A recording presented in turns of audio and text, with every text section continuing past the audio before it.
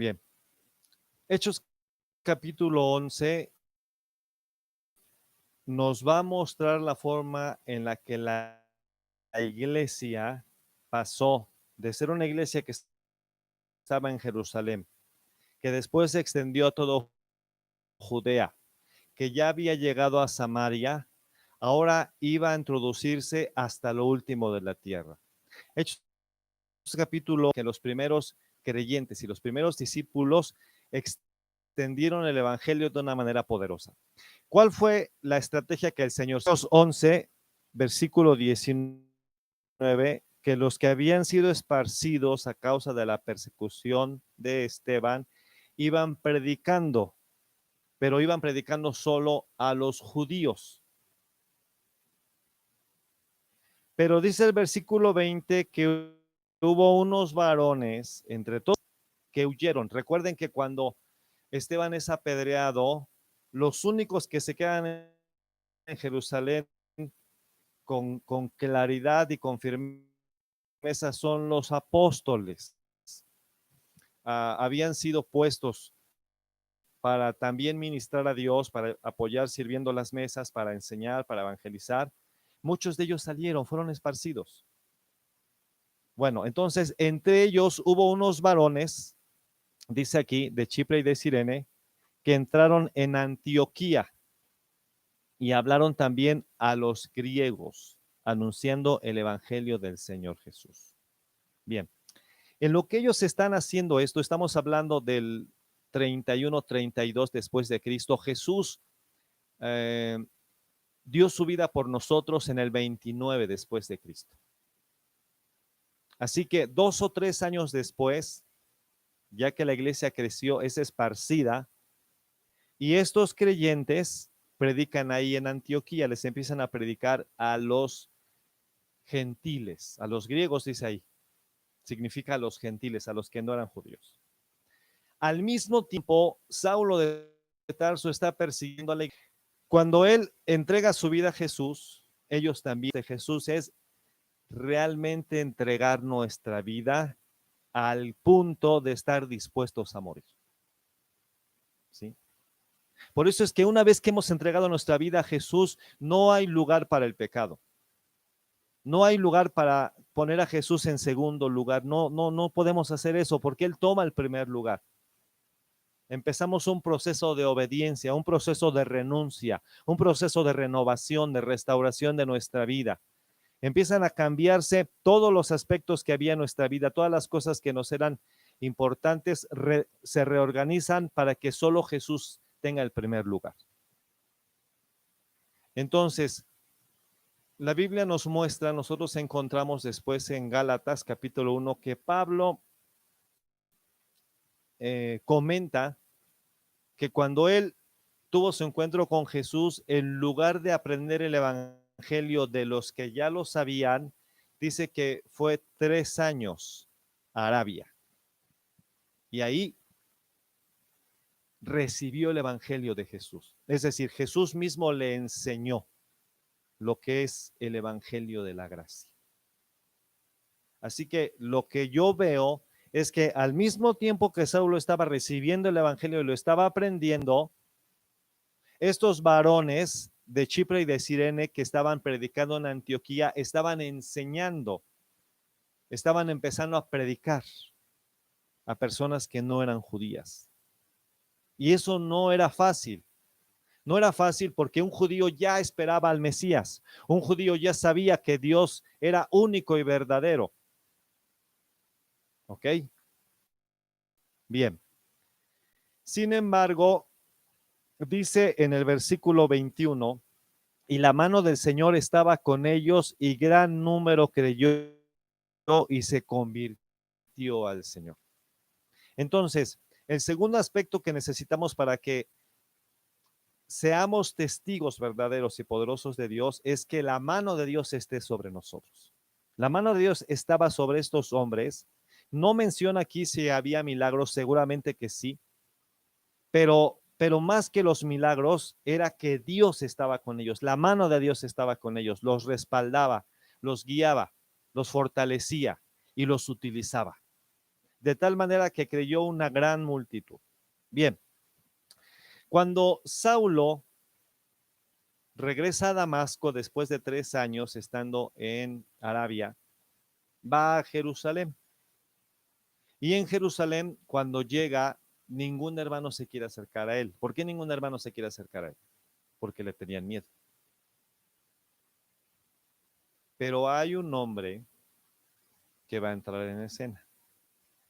Ese hombre, José, le pusieron por sobrenombre Bernabé, que significa hijo de consolación. Bernabé fue el único capaz de acercarse, de tener ese corazón de padre, ese corazón que el Espíritu Santo puso en él, para ir con Saulo y verificar si Saulo se había convertido. Cuando él lo verificó, entonces Bernabé fue el que llevó a Saulo ante los hermanos y ante los apóstoles y dijo verdaderamente el Evangelio de Jesucristo. Así que ya estando con los hermanos, ahora Saulo empieza a predicar, pero empieza a haber oposición y hay tantos celos de algunos por la forma en la que predica Saulo, que entonces lo quieren matar. Y la iglesia decide tomar a Saulo y mandarlo, enviarlo a su lugar de origen, que era Tarso, donde estuvo más o menos unos 5 años. Bueno, ¿qué fue lo que sucedió? Lo que sucedió aquí en Antioquía es que también prácticamente el mismo tiempo pasó, ¿sí? O un poco menos.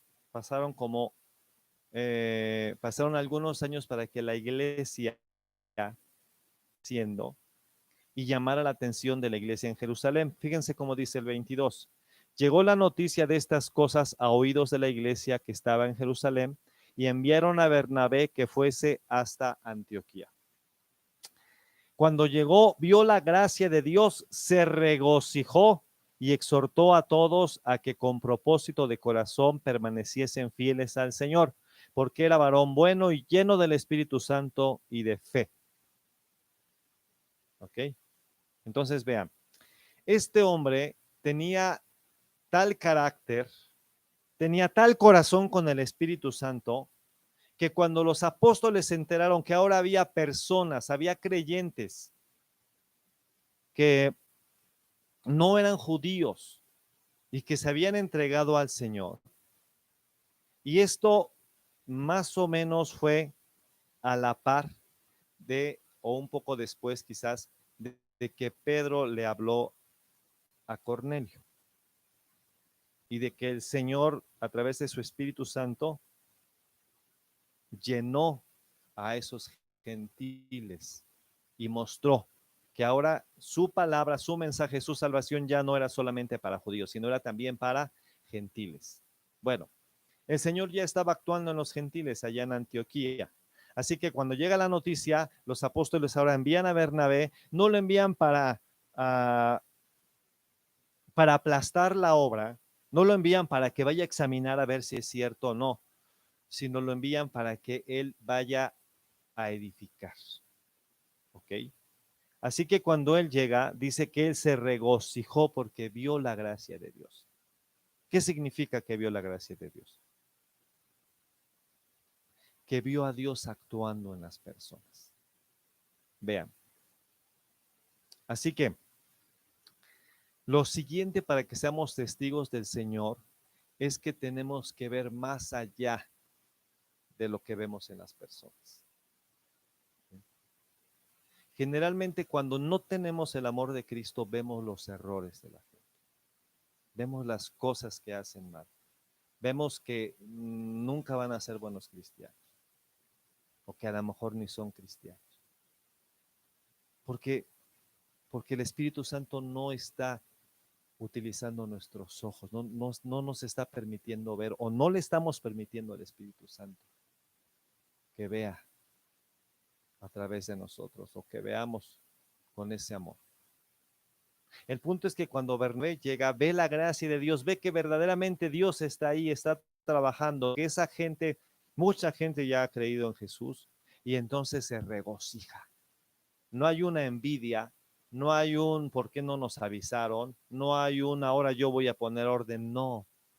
Hay un gozo, un regocijo. Y en el principal don que había en Bernabé era la consolación y la exhortación, así como el ánimo. De hecho, esto es lo que hace el Espíritu Santo a través de la profecía. Así que en un sentido él era un profeta. ¿Ok? Así que él empieza a exhortarles y su exhortación dice aquí que era que con propósito de corazón permaneciesen fieles al Señor. Así que no solamente su vida estaba entregada, sino también veía como Dios veía la gracia de Dios, veía no lo que estaba en las personas, sino lo que Dios estaba haciendo en ellas y ejerció lo que Dios le había dado, que en este caso era la capacidad de exhortar, la capacidad de animar. Eso fue lo que él empezó a hacer. ¿Qué fue lo que sucedió? ¿Cuál fue el resultado? Bueno, el resultado fue, dice, que la segunda parte del versículo 24, dice que una gran multitud fue agregada. Y aquí dice la razón, porque era varón bueno y lleno del Espíritu Santo y de fe. Entonces, bueno, lleno del Espíritu Santo y de fe, nos habla de carácter. Ser útiles en las manos de Dios, ser testigos en las manos de Dios, tiene que ver definitivamente con carácter. Así que este hombre, ¿sí? Habían pasado los años y él en lugar de enfriarse se había afianzado más del Señor, dependía más del Espíritu Santo, permanecía lleno del Espíritu Santo y lleno de fe. Esta fue la razón por la que gran multitud creyó. Bien, cuando esto está sucediendo, todavía Saulo está en Tarso. Pero vean lo que dice el versículo 25. Después fue Bernabé a Tarso para buscar a Saulo y hallándole le trajo a Antioquía. Y se congregaron allí todo un año con la iglesia y enseñaron a mucha gente y a los discípulos se les llamó cristianos por primera vez en Antioquía. Ahora, puedo pensar casi por lo que después vamos a encontrar en el capítulo 13, que Bernabé, por el ministerio que tenía, que era del Espíritu Santo, era un profeta. Así que Bernabé echó mano de ese ministerio. Y creo que a través de esa fe, de esa llenura del Espíritu Santo, de esa bondad que él tenía, consoló a la gente, la animó, hizo que más se entregaran a Jesús.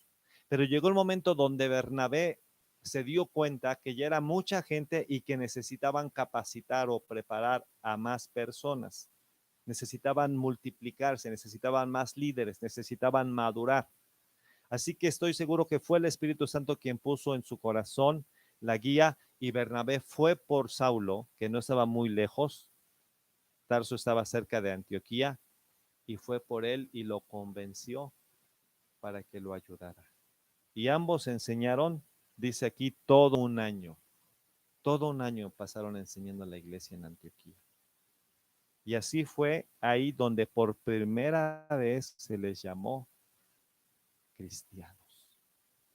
¿Sí? Se les había dado los del camino, los nazarenos, por el hombre de Nazaret, por Jesús. Se les llama así los del camino, discípulos. Pero ahí, por primera vez, se les llama cristianos. ¿Por qué? Porque eran de Cristo. ¿Sí? Bien.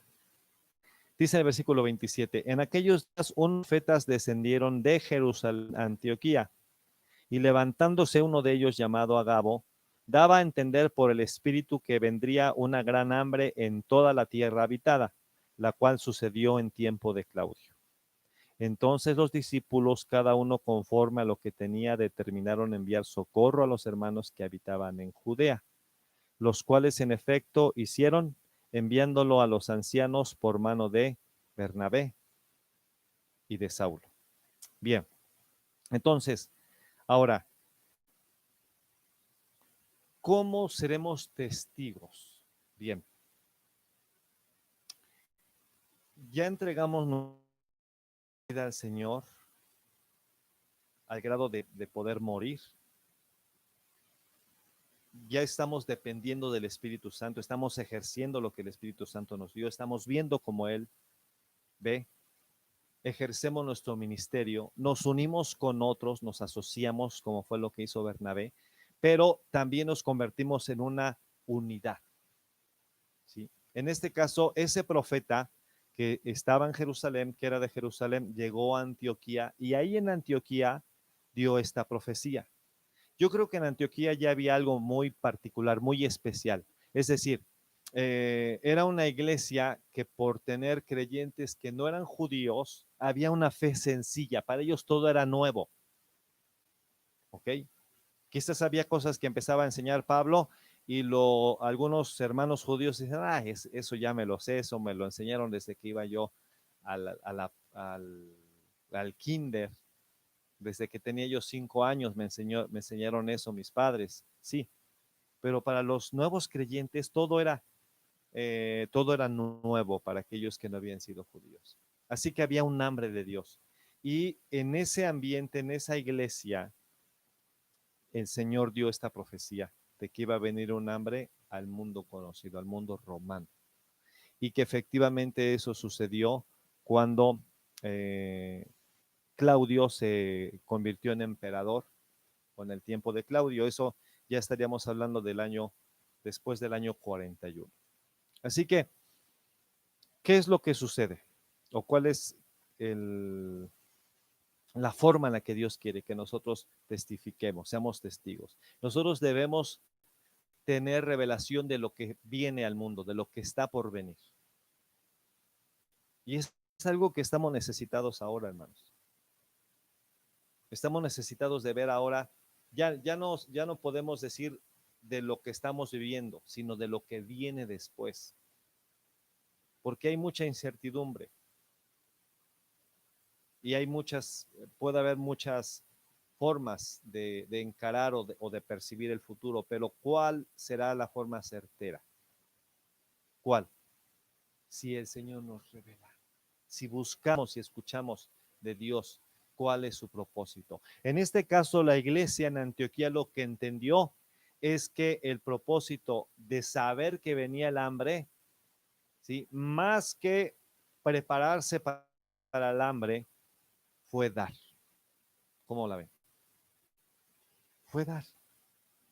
Porque ellos habían entendido en quien creían, habían entendido que Dios iba a suplir todas sus necesidades, que ahora todo lo que tenían era del Señor y que quienes iban a pasarla más difícil iban a ser los hermanos en Jerusalén, que a final de cuentas allá estaban los apóstoles, allá estaban los primeros creyentes, allá Jesús había dado su vida por todos y allá había oposición, allá había persecución. Aquí en Antioquía estaban más holgados, por así decirlo, y estaban en auge, estaban creciendo. Así que esta profecía sirvió para que ellos se prepararan y lo que hicieron efectivamente fue que se prepararon para tener ellos y para poder dar. De tal manera que cuando vino el hambre, que fueron algún tiempo después, quizás unos 2 años, 1 o 2 años después, o no fue el hecho de solo tener miedo o prepararse para sí, sino que se prepararon para hacer y cumplir con la voluntad de Dios, que fue enviarles a los hermanos en Judea. Y fue lo que hicieron. Bien, ahora aquí hay una paréntesis, pero más bien es un evento que está paralelo. Dice en el capítulo 12 que en aquel mismo tiempo el rey Herodes echó mano a algunos de la iglesia para matarles. Fíjense, ¿en qué tiempo Herodes se puso pesado con la iglesia? ¿En qué tiempo Herodes Agripa I fue el que dio muerte al hermano de Juan, a Jacobo, y encarceló a Pedro? Fue el mismo tiempo donde estaba el hambre. Entonces ahí es donde Pedro fue encarcelado y ahí es donde Pedro fue libre de la cárcel, de la muerte. Al final del capítulo 12, nosotros encontramos que Herodes va a Tiro y a Sidón y está hablando con los de ese lugar porque ellos querían tener una buena relación con Herodes. Y cuando él empieza a hablar y está hablando con sus ropas reales, dice en Hechos 12:22 que el pueblo aclamó gritando, voz de Dios y no de hombre. Se puede traducir, ¿sí? Que decían que hable Dios y no el hombre, o se puede interpretar como que esto es como si fuera voz de Dios y no de hombre. Cualquiera de las dos cosas nos muestra que él no le dio la gloria a Dios. Y dice el 23, al momento un ángel del Señor le hirió por cuanto no dio la gloria a Dios y expiró comido de gusanos. Y la cronología nos permite saber que en el año 44 después de Cristo fue cuando Herodes murió. ¿Okay? Así que ya estamos hablando a partir de que Saulo entregó su vida a Jesús, que puede ser por el 31 o 32. Al 44, ¿cuántos años han pasado? Más o menos 12 años. ¿Sí? Más o menos 12 años. Dice el 24, Hechos 12, 24. Pero la palabra del Señor crecía y se multiplicaba. ¿Ok? Los enemigos del Señor, los enemigos de la iglesia llegaron a un punto donde hasta ahí llegó su vida, como en el caso de Herodes.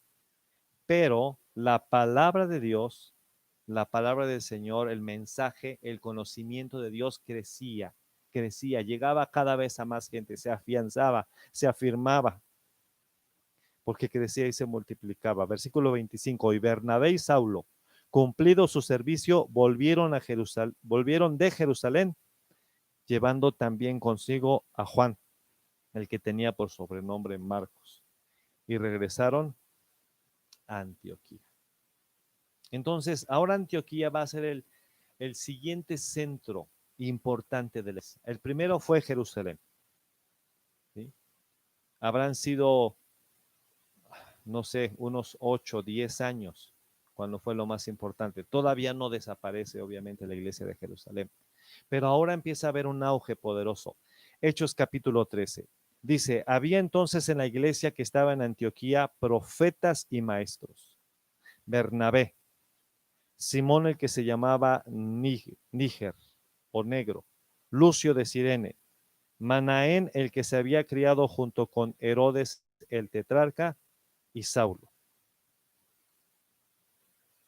Versículo 2, ministrando estos al Señor y ayunando, dijo el Espíritu Santo, apartadme a Bernabé y a Saulo para la obra a que los he llamado. Así que después de 12 años,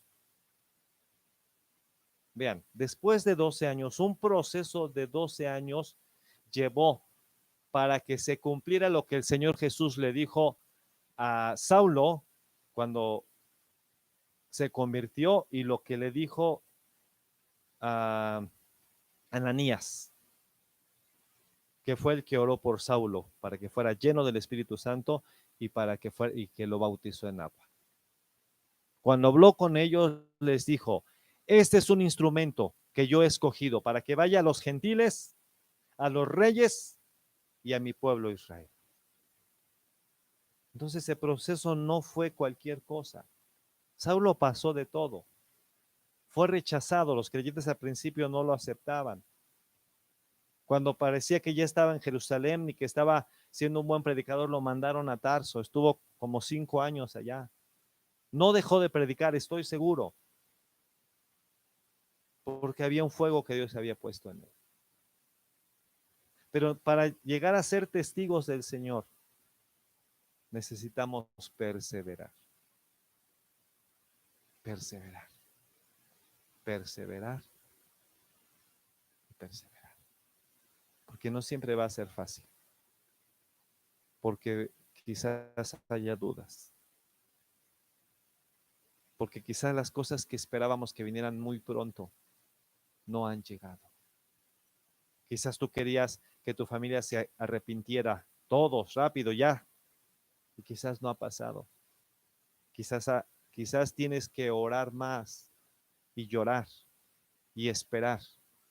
Pero eso sí te puedo decir, Dios sigue trabajando. El plan de Dios sigue vigente. El plan de Dios sigue intacto, sigue sin variar. Los que podemos variar somos nosotros, pero Él no varía. Ahora, para que este Saulo pasara a ser reconocido como un maestro, aquí aparece al último, ¿sí? Aparece el último y Saulo, pero aparece. Pero para que fuera parte de un equipo, para que fuera parte de esos 5 hombres que eran profetas y maestros, ahora, como parte de la iglesia estaba siendo edificada por ellos, hubo un proceso en cada uno de estos hombres. En Bernabé, que aparece como el primero aquí, y en Saulo. Ahora, el proceso se ha cumplido. Son hombres que han caminado con Dios, son hombres que están amando a Dios. Pero atención, ¿qué es lo que ellos están haciendo? Aquí dice en el versículo 2 que ellos estaban ministrando al Señor y ayunando. No estaban de brazos cruzados, no estaban ya delegando, pues voy a delegar ya para que yo ya hice mucho o ahora otros que lo hagan. Yo creo que sí, sí, pero estaban haciendo lo que ellos les tocaba hacer. Cuando utilice esta palabra que estaban ministrando, bien se puede traducir, tiene que ver con el servicio, con un servicio de sacerdocio.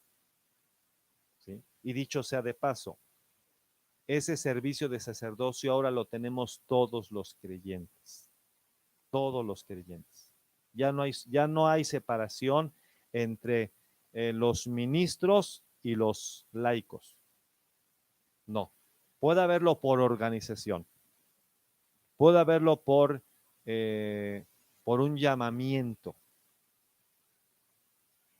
pero en la relación con Dios, en la vida espiritual, en lo que sucede cuando doblamos rodillas, cuando unimos nuestras manos y cuando oramos, todos estamos al mismo nivel.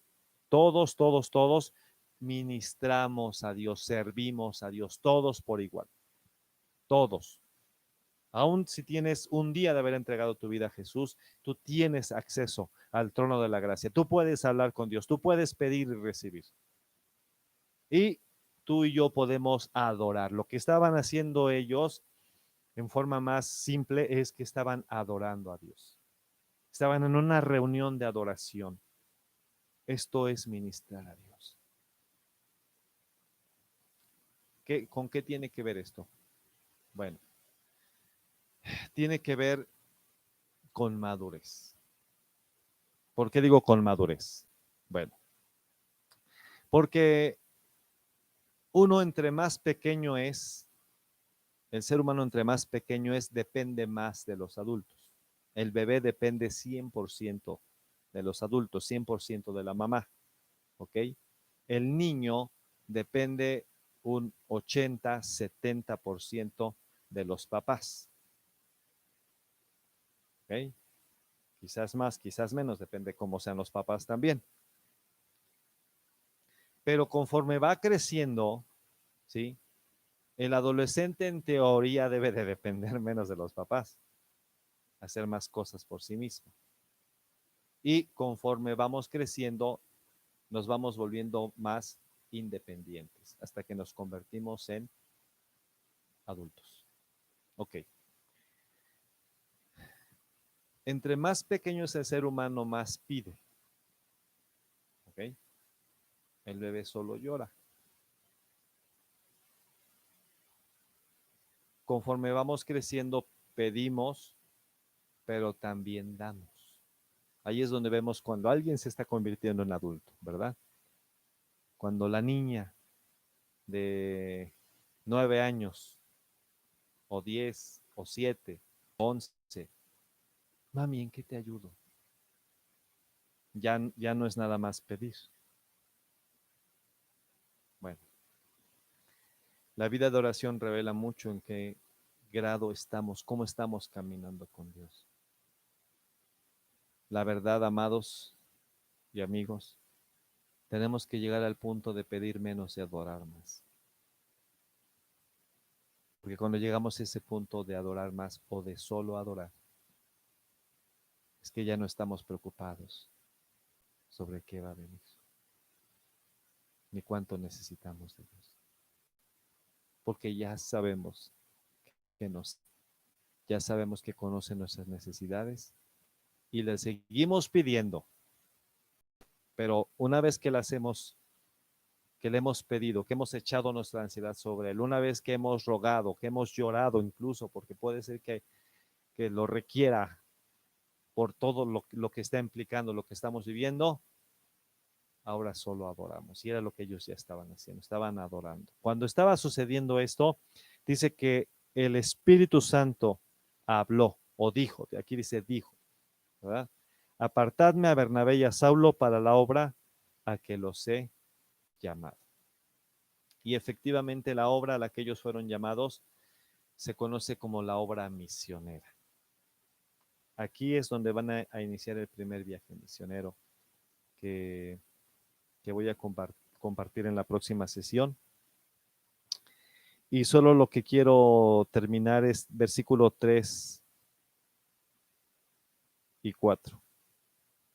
Hechos 13, versículo 3. Entonces, habiendo ayunado y orado, les impusieron las manos y los despidieron.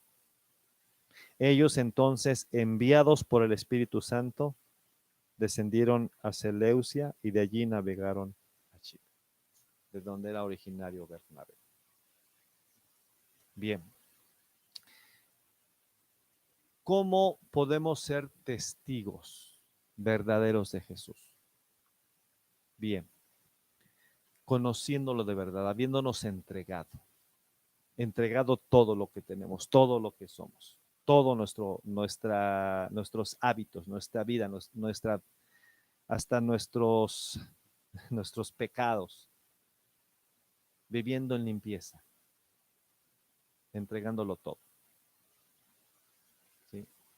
Segundo, pasando por un proceso, desarrollando lo que ya tenemos, dándolo para que crezca. Hasta que después de un proceso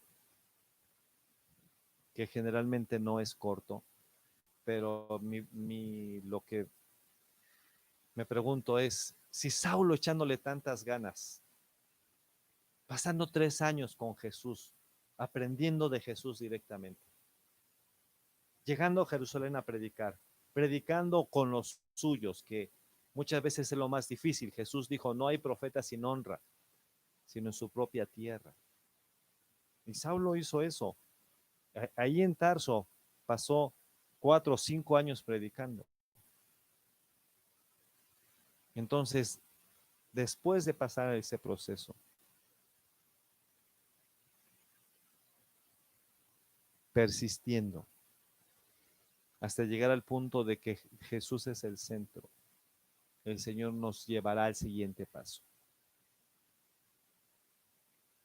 Entonces, yo creo que estamos en tiempos y espero que tú entiendas hoy de parte del Señor que estás en el momento de dar el siguiente paso. ¿Por qué? Porque había una necesidad inmediata y había una necesidad futura. La necesidad inmediata era enseñar a nuevos creyentes que no sabían nada de Dios. La necesidad futura, pero que Dios ya le había dicho a Saulo, era extender el evangelio al mundo conocido, al mundo romano. Y Dios había preparado a Saulo. Era un judío a los pies de uno de los más grandes maestros de su época, y al mismo tiempo tenía ciudadanía romana y al mismo tiempo era trabajador, hacía casas de campaña y era muy instruido. Hablaba el hebreo, hablaba griego, hablaba latín, no sé si algo más, quizás. Dios lo había preparado con tiempo. No había sido fácil. Y quizás lo que estás pasando no sea fácil. Quizás lo que estás viviendo no sea cualquier cosa. Pero te puedo asegurar que si es parte del propósito de Dios, es para que seas más como Jesús. Porque es la única forma de dar testimonio de Él y de trascender en esta vida. ¿Qué tiempo el Señor ha tratado contigo y te ha llevado? No lo sé. Pero si tú entiendes que es tu tiempo para dar el siguiente paso, por favor, no te detengas. Pasemos tiempo ministrando a Dios. Pasemos tiempo buscándole. El ayuno era para dedicarle un tiempo al Señor, para decirle al Señor, Señor, este tiempo es tuyo, este tiempo es para hacer lo que dice tu palabra, de que esté limpio, que se limpie más. Y estamos en ese tiempo. Que el que sea limpio, que se limpie más.